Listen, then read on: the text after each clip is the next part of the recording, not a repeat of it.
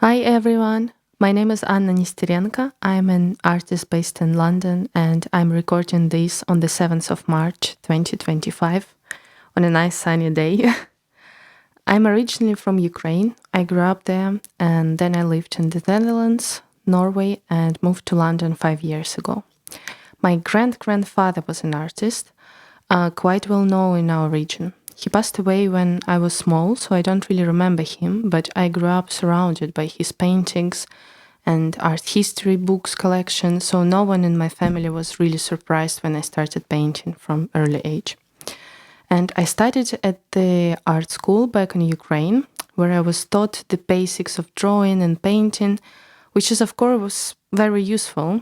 I got a lot of practical skills, but it was such a classical, quite strict and rigid approach where you have to paint only a certain way, realistically, always from life, and you can't really experiment. So I think I got pretty tired of it, and that's why after school I went to study not fine art specifically, but art in the broader sense. So I studied art history and art market and moved to London to do a master degree in curating in Chelsea College of Arts and stayed here working as an art curator. But I never stopped making art. I was just doing it for myself, for friends. I was participating in different exhibitions from time to time.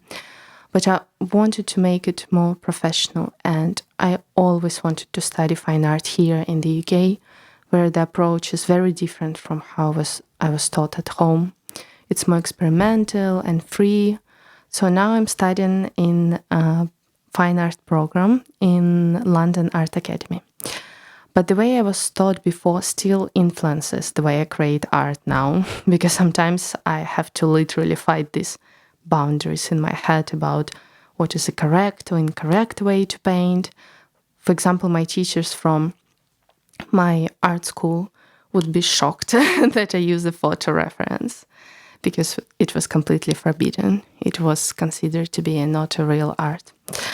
So because of this, a lot of times I have to just challenge myself. In terms of artistic influences, one of my big inspirations I can name is the Blue Rider movement and its artists, especially Gabriele Münter and other expressionist artists such as Paul Klee or Edvard Munch. I'm inspired by their bold use of color and their search for deep spiritual and emotional meaning in art. Because when I create my abstract pieces, I often draw on their dynamic forms and vivid palettes to bring energy and emotion into my work. That's really important for me. And what I'm focusing right now is that as I'm studying at the Art Academy at the moment, works I'm making in class are my main focus. And now one of them is portraits, which I haven't painted for a very long time, to be honest.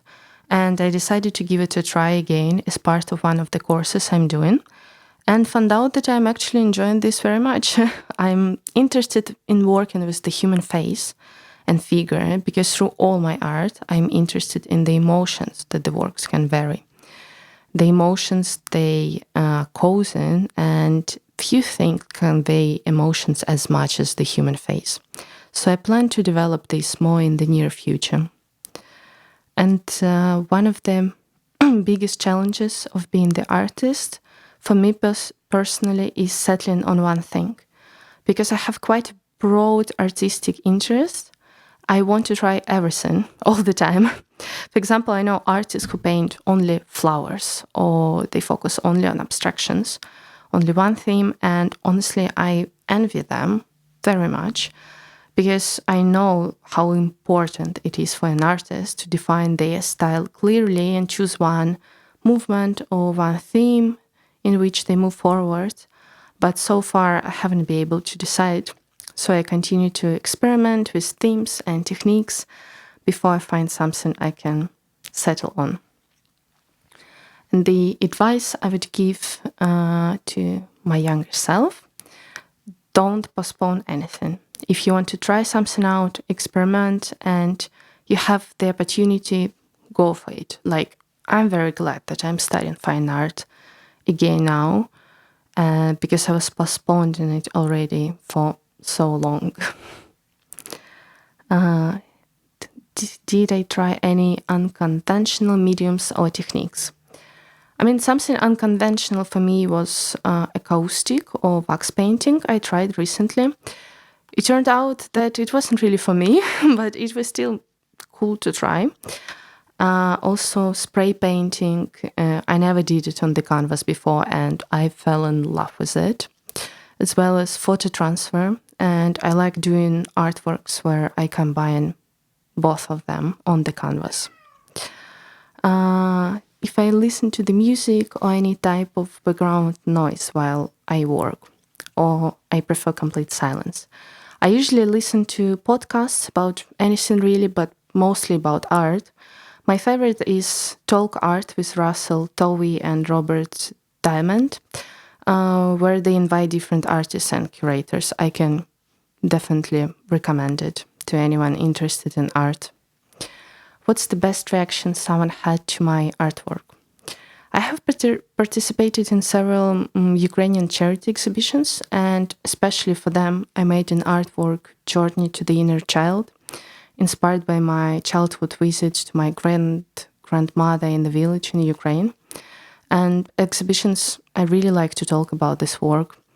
And the best reactions for me were that people were touched and imbued with my story, and someone even cried once looking into it. What I hope people take away from my artwork. As I already said, for me, my art is about the emotions and feelings that I put into my work and that people experience from them. Especially interesting in this regards are abstractions, because there is no specific plot or object in these works, but they still evoke an emotional response. And I would really love people to experience emotions from my paintings. They don't necessarily have to like them, but I want them to feel something when they're looking at them. I want them to have this response. And thank you very much for listening for my interview. And if you would like to see my works or to just chat, you can find my Instagram, Nesterenko _art. Thank you. Bye.